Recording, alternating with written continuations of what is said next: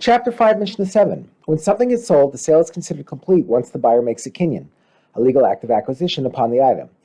At that point, the item belongs to the buyer, and neither party can withdraw from the sale. This Mishnah discusses several types of kinyanim that can be made to acquire various items.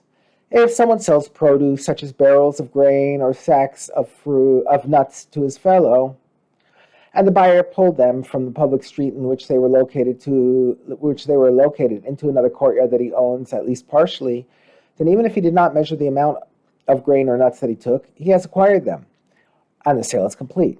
By pulling the items from the street into a place that is his, he has performed the kinyan of meshicha, literally pulling, and the items are his. Although he does not yet know exactly how much he has bought, he can find out later when he examines his purchase more closely.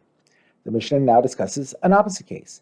However, if the seller measured the grain or nuts and placed them into the barrels of the buyer, but the buyer did not pull them from the street into a courtyard that he owns, he has not acquired them because he did not make a kinyan, even though he knows exactly how much he is buying and the produce is already in his barrels. Since he did not yet pull them from the street, the sale is not yet complete, and either party can withdraw from the sale.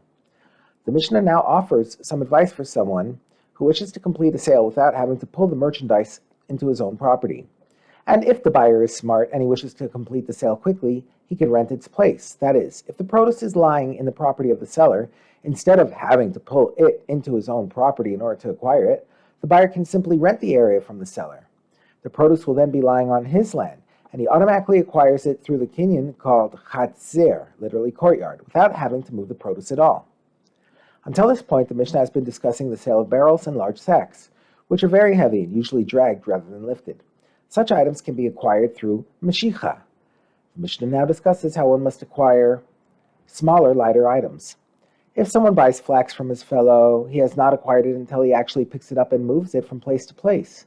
Since flax is slippery and pulls apart easily, it was packed in small, light bundles, and movables that are easily lifted must be acquired through the kinyan of hagbaha.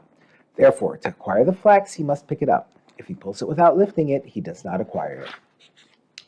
The Mishnah notes that there is one instance where one can acquire flax without having to lift it all. But if the flax was still attached to the ground of the seller's field, and the buyer detached even a tiny amount of it, he has thereby acquired all of it.